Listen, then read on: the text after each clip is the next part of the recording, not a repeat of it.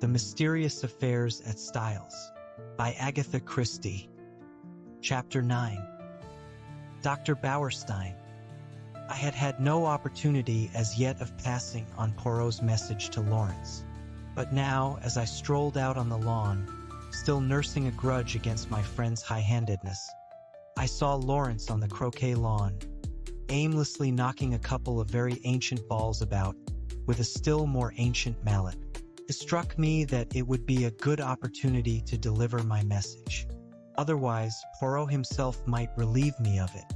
It was true that I did not quite gather its purport, but I flattered myself that by Lawrence's reply, and perhaps a little skillful cross-examination on my part, I should soon perceive its significance. Accordingly, I accosted him. "I've been looking for you," I remarked untruthfully. "Have you?" "Yes. The truth is, I've got a message for you from Poirot." "Yes." "He told me to wait until I was alone with you," I said, dropping my voice significantly and watching him intently out of the corner of my eye. I have always been rather good at what is called, I believe, creating an atmosphere. Well, there was no change of expression in the dark, melancholic face. Had he any idea of what I was about to say? "This is the message." I dropped my voice still lower. "Find the extra coffee cup, and you can rest in peace." What on earth does he mean? Lawrence stared at me in quite unaffected astonishment. "Don't you know?" "Not in the least." "Do you?" I was compelled to shake my head. "What extra coffee cup?" "I don't know." "He'd better ask Dorcas or one of the maids if he wants to know about coffee cups. It's their business, not mine. I don't know anything about the coffee cups, except that we've got some that are never used, which are a perfect dream. Old Worcester. You're not a connoisseur, are you, Hastings?" I shook my head. "You miss a lot. A really perfect bit of old china. It's pure delight to handle it, or even to look at it." "Well, what am I to tell Poirot?" "Tell him I don't know what he's talking about. It's double Dutch to me." "All right." I was moving off towards the house again when he suddenly called me back. "I say, what was the end of that message? Say it over again, will you?" "Find the extra coffee cup, and you can rest in peace." "Are you sure you don't know what it means?" I asked him earnestly. He shook his head. "No," he said musingly. "I don't. I wish I did." The boom of the gong sounded from the house, and we went in together. Poirot had been asked by John to remain to lunch, and was already seated at the table. By tacit consent, all mention of the tragedy was barred. We conversed on the war and other outside topics. But after the cheese and biscuits had been handed round, and Dorcas had left the room, Poirot suddenly leant forward to Mrs. Cavendish. "Pardon me, madame, for recalling unpleasant memories, but I have a little idea." Poirot's little ideas were becoming a perfect byword, and would like to ask one or two questions. "Of me?" "Certainly." "You are too amiable, madame. What I want to ask is this. The door leading into Mrs. Inglethorpe's room from that of Mademoiselle Cynthia, it was bolted, you say?" "Certainly it was bolted," replied Mary Cavendish, rather surprised. "I said so at the inquest." "Bolted?" "Yes." She looked perplexed. "I mean," explained Poirot, "you are sure it was bolted and not merely locked?" "Oh, I see what you mean. No, I don't know. I said bolted, meaning that it was fastened, and I could not open it, but I believe all the doors were found bolted on the inside. Still, as far as you are concerned, the door might equally well have been locked?" "Oh, yes." "You yourself did not happen to notice, madame, when you entered Mrs. Inglethorpe's room, whether that door was bolted or not?" I believe it was." "But you did not see it?" "No. I never looked." "But I did," interrupted Lawrence suddenly. "I happened to notice that it was bolted." "Ah, that settles it." And Poirot looked crestfallen. I could not help rejoicing that, For once, one of his little ideas had come to naught. After lunch, Poirot begged me to accompany him home. I consented rather stiffly. "You are annoyed, is it not so?" he asked anxiously as we walked through the park. "Not at all," I said coldly. "That is well. That lifts a great load from my mind." This was not quite what I had intended. I had hoped that he would have observed the stiffness of my manner. Still, the fervor of his words went towards the appeasing of my just displeasure. I thought, "I gave Lawrence your message," I said. "And what did he say?" He was entirely puzzled. "Yes, I am quite sure he had no idea of what you meant." I had expected Poirot to be disappointed, but to my surprise, he replied that that was as he had thought, and that he was very glad. My pride forbade me to ask any questions. Poirot switched off on another tack. "Mademoiselle Cynthia was not at lunch today? How was that?" "She is at the hospital again. She resumed work today." "Ah, she is an industrious little demoiselle, and pretty too. She is like pictures I have seen in Italy. I would rather like to see that dispensary of hers. Do you think she would show it to me?" "I am sure she would be delighted. It's an interesting little place." "Does she go there every day?" "She has all Wednesdays off and comes back to lunch on Saturdays. Those are her only times off." "I will remember. Women are doing great work nowadays, and Mademoiselle Cynthia is clever." "Oh yes, she has brains, that little one." "Yes, I believe she has passed quite a stiff exam." "Without doubt. After all, it is very responsible work." "I suppose they have very strong poisons there?" "Yes, she showed them to us. They are kept locked up in a little cupboard. I believe they have to be very careful. They always take out the key before leaving the room." "Indeed. It is near the window, this cupboard?" "No, right the other side of the room." "Why?" Poirot shrugged his shoulders. "I wondered. That is all. Will you come in?" We had reached the cottage. "No. I think I'll be getting back. I shall go round the long way through the woods." The woods round Styles were very beautiful. After the walk across the open park, it was pleasant to saunter lazily through the cool glades. There was hardly a breath of wind. The very chirp of the birds was faint and subdued. I strolled on a little way, and finally flung myself down at the foot of a grand old beech tree. My thoughts of mankind were kindly and charitable. I even forgave Poirot for his absurd secrecy. In fact, I was at peace with the world. Then I yawned. I thought about the crime, and it struck me as being very unreal and far off. I yawned again. Probably I thought it really never happened. Of course, it was all a bad dream. The truth of the matter was that it was Lawrence who had murdered Alfred Inglethorpe with a croquet mallet. But it was absurd of John to make such a fuss about it, and to go shouting out, "I tell you I won't have it." I woke up with a start.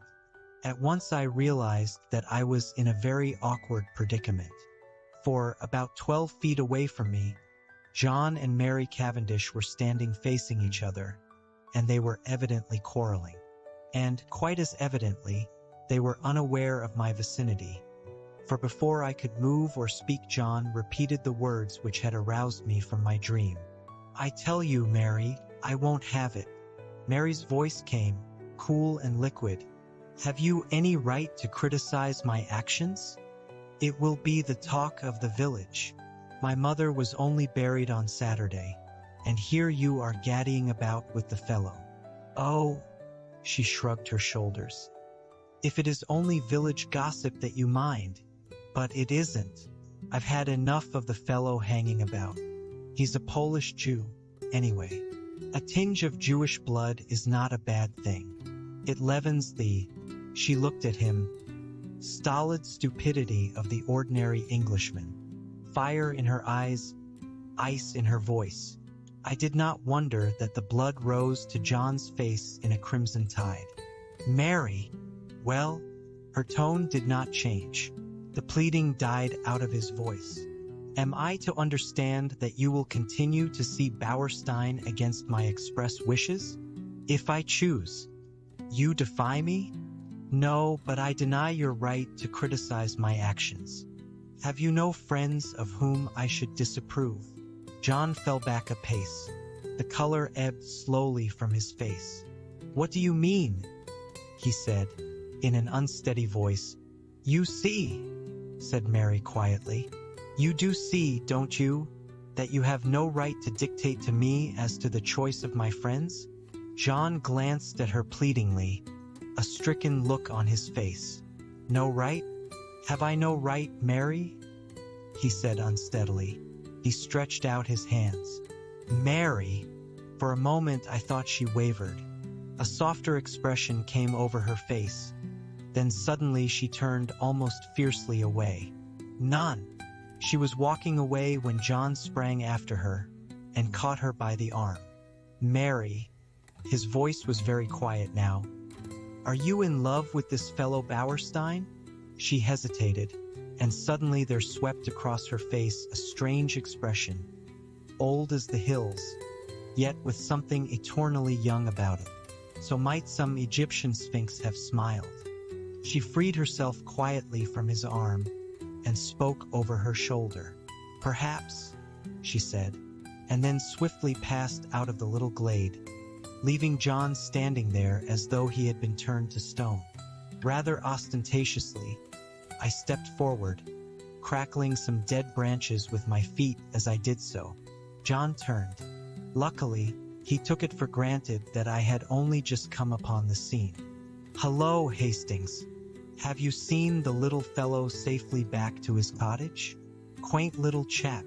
Is he any good, though, really? He was considered one of the finest detectives of his day. Oh, well, I suppose there must be something in it, then. What a rotten world it is, though. You find it so? I asked. Good Lord, yes. There's this terrible business to start with. Scotland Yard men in and out of the house like a jack-in-the-box. Never know where they won't turn up next. Screaming headlines in every paper in the country. Damn all journalists, I say. Do you know there was a whole crowd staring in at the lodge gates this morning? Sort of Madame Tussauds Chamber of Horrors business that can be seen for nothing. Pretty thick, isn't it? Cheer up, John, I said soothingly. It can't last forever. Can't it, though? It can last long enough for us never to be able to hold up our heads again. No, you're getting morbid on the subject. Enough to make a man morbid, to be stalked by beastly journalists and stared at by gaping moon-faced idiots wherever he goes.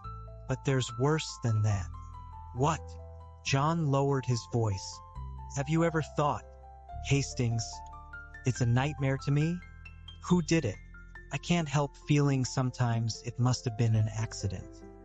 Because who could have done it? Now Inglethorpe's out of the way, there's no one else. No one, except one of us. Yes, indeed, that was nightmare enough for any man. One of us? Yes, surely it must be so, unless... A new idea suggested itself to my mind. Rapidly, I considered it. The light increased. Poirot's mysterious doings, his hints, they all fitted in. Fool that I was not to have thought of this possibility before, and what a relief for us all. No, John, I said. It isn't one of us. How could it be? I know, but still, who else is there? Can't you guess? No. I looked cautiously round and lowered my voice. Dr. Bauerstein, I whispered. Impossible. Not at all. But what earthly interest could he have in my mother's death? That I don't see, I confessed. But I'll tell you this, Poirot thinks so. Poirot? Does he? How do you know? I told him of Poirot's intense excitement on hearing that Dr. Bauerstein had been at Styles on the fatal night, and added, he said twice, that alters everything, and I've been thinking, you know Inglethorpe said he had put down the coffee in the hall? Well, it was just then that Bauerstein arrived. Isn't it possible that, as Inglethorpe brought him through the hall, the doctor dropped something into the coffee in passing? Hem, said John. It would have been very risky. Yes, but it was possible. And then, how could he know it was her coffee? No, old fellow, I don't think that will wash. But I had remembered something else. You're quite right. That wasn't how it was done. Listen. And I then told him of the cocoa sample which Poirot had taken to be analyzed. John interrupted just as I had done. But, look here, Bauerstein had had it analyzed already? Yes, that's the point. I didn't see it either until now. Don't you understand? Bauerstein had it analyzed. That's just it. If Bauerstein's the murderer, nothing could be simpler than for him to substitute some ordinary cocoa for his sample and send that to be tested. And of course they would find no strychnine. But no one would dream of suspecting Bauerstein or think of taking another sample except Poirot. I added with belated recognition. Yes, but what about the bitter taste that cocoa won't disguise? Well, we've only his word for that, and there are other possibilities. He's admittedly one of the world's greatest toxicologists. One of the world's greatest what? Say it again. He knows more about poisons than almost anybody, I explained. Well, my idea is that perhaps he's found some way of making strychnine tasteless. Or it may not have been strychnine at all, but some obscure drug no one has ever heard of, which produces much the same symptoms. Yes, that might be, said John. But look here, how could he have got at the cocoa? That wasn't downstairs. No, it wasn't, I admitted reluctantly. And then, suddenly, a dreadful possibility flashed through my mind. I hoped and prayed it would not occur to John also. I glanced sideways at him. He was frowning perplexedly, and I drew a deep breath of relief, for the terrible thought that had flashed across my mind was this: that Dr. Bauerstein might have had an accomplice. Yet surely it could not be. Surely no woman as beautiful as Mary Cavendish could be a murderess. Yet beautiful women had been known to poison. And suddenly I remembered that first conversation at tea on the day of my arrival, and the gleam in her eyes as she had said that poison was a woman's weapon. How agitated she had been on that fatal Tuesday evening. Had Mrs. Inglethorpe discovered something between her and Bauerstein and threatened to tell her husband? Was it to stop that denunciation that the crime had been committed?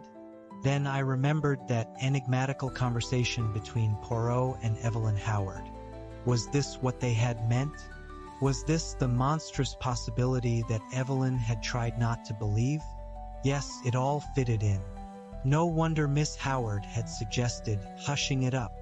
Now I understood that unfinished sentence of hers, Emily herself, and in my heart I agreed with her. Would not Mrs. Inglethorpe have preferred to go unavenged rather than have such terrible dishonor fall upon the name of Cavendish? There's another thing, said John suddenly, and the unexpected sound of his voice made me start guiltily. Something which makes me doubt if what you say can be true. What's that? I asked, thankful that he had gone away from the subject of how the poison could have been introduced into the cocoa. Why, the fact that Bauerstein demanded a post-mortem. He needn't have done so. Little Wilkins would have been quite content to let it go at heart disease. Yes, I said doubtfully, but we don't know. Perhaps he thought it safer in the long run. Someone might have talked afterwards. Then the Home Office might have ordered exhumation. The whole thing would have come out then, and he would have been in an awkward position, for no one would have believed that a man of his reputation could have been deceived into calling it heart disease. Yes, that's possible, admitted John. Still, he added, I'm blessed if I can see what his motive could have been. I trembled. Look here, I said. I may be altogether wrong, and, remember, all this is in confidence. Oh, of course, that goes without saying. We had walked as we talked, and now we passed through the little gate into the garden. Voices rose near at hand, for tea was spread out under the sycamore tree, as it had been on the day of my arrival. Cynthia was back from the hospital, and I placed my chair beside her and told her of Poirot's wish to visit the dispensary. Of course, I'd love him to see it. He'd better come to tea there one day. I must fix it up with him. He's such a dear little man, but he is funny. He made me take the brooch out of my tie the other day and put it in again because he said it wasn't straight. I laughed. It's quite a mania with him. Yes, isn't it? We were silent for a minute or two, and then, glancing in the direction of Mary Cavendish and dropping her voice, Cynthia said, "Mr. Hastings." "Yes, after tea. I want to talk to you." Her glance at Mary had set me thinking. I fancied that between these two there existed very little sympathy. For the first time, it occurred to me to wonder about the girl's future. Mrs. Inglethorpe had made no provisions of any kind for her, but I imagined that John and Mary would probably insist on her making her home with them, at any rate until the end of the war. John, I knew, was very fond of her, and would be sorry to let her go. John, who had gone into the house, now reappeared. His good-natured face wore an unaccustomed frown of anger. "Confound those detectives. I can't think what they're after. They've been in every room in the house, turning things inside out and upside down. It really is too bad. I suppose they took advantage of our all being out. I shall go for that fellow Jap when I next see him." "Lot of Paul Priss," grunted Miss Howard. Lawrence opined that they had to make a show of doing something. Mary Cavendish said nothing. After tea, I invited Cynthia to come for a walk, and we sauntered off into the woods together. "Well?" I inquired as soon as we were protected from prying eyes by the leafy screen. With a sigh, Cynthia flung herself down and tossed off her hat. The sunlight, piercing through the branches, turned the auburn of her hair to quivering gold. "Mr. Hastings, you are always so kind, and you know such a lot." It struck me at this moment that Cynthia was really a very charming girl, much more charming than Mary, who never said things of that kind. "Well?" I asked benignantly as she hesitated. "I want to ask your advice. What shall I do?" "Do?" "Yes. You see, Aunt Emily always told me I should be provided for. I suppose she forgot or didn't think she was likely to die. Anyway, I am not provided for, and I don't know what to do. Do you think I ought to go away from here at once?" "Good heavens, no. They don't want to part with you, I'm sure." Cynthia hesitated a moment, plucking up the grass with her tiny hands. Then she said, "Mrs. Cavendish does. She hates me." "Hates you?" I cried, astonished. Cynthia nodded. "Yes, I don't know why, but she can't bear me, and he can't either." "There, I know you're wrong," I said warmly. "On the contrary, John is very fond of you." "Oh yes, John. I meant Lawrence. Not, of course, that I care whether Lawrence hates me or not. Still, it's rather horrid when no one loves you, isn't it?" "But they do, Cynthia dear," I said earnestly. "I'm sure you are mistaken. Look, there is John, and Miss Howard." Cynthia nodded rather gloomily. "Yes, John likes me, I think, and of course Evie, for all her gruff ways, wouldn't be unkind to a fly. But Lawrence never speaks to me if he can help it, and Mary can hardly bring herself to be civil to me. She wants Evie to stay on, is begging her to, but she doesn't want me, and I don't know what to do." Suddenly the poor child burst out crying. I don't know what possessed me. Her beauty, perhaps, as she sat there, with the sunlight glinting down on her head. Perhaps the sense of relief at encountering someone who so obviously could have no connection with the tragedy. Perhaps honest pity for her youth and loneliness. Anyway, I leant forward, and taking her little hand, I said awkwardly, "Marry me, Cynthia." Unwittingly, I had hit upon a sovereign remedy for her tears. She sat up at once, drew her hand away, and said with some asperity, "Don't be silly." I was a little annoyed. "I'm not being silly. I am asking you to do me the honor of becoming my wife." To my intense surprise, Cynthia burst out laughing and called me a funny dear. "It's perfectly sweet of you," she said, "but you know you don't want to." "Yes, I do. I've got." "Never mind what you've got. You don't really want to, and I don't either." "Well, of course that settles it," I said stiffly. "But I don't see anything to laugh at. There's nothing funny about a proposal." "No, indeed," said Cynthia. "Somebody might accept you next time. Goodbye, you've cheered me up very much." And with a final, uncontrollable burst of merriment, she vanished through the trees. Thinking over the interview, it struck me as being profoundly unsatisfactory. It occurred to me suddenly that I would go down to the village and look up Bauerstein. Somebody ought to be keeping an eye on the fellow. At the same time, it would be wise to allay any suspicions he might have as to his being suspected. I remembered how Poirot had relied on my diplomacy. Accordingly, I went to the little house with the apartment's card inserted in the window.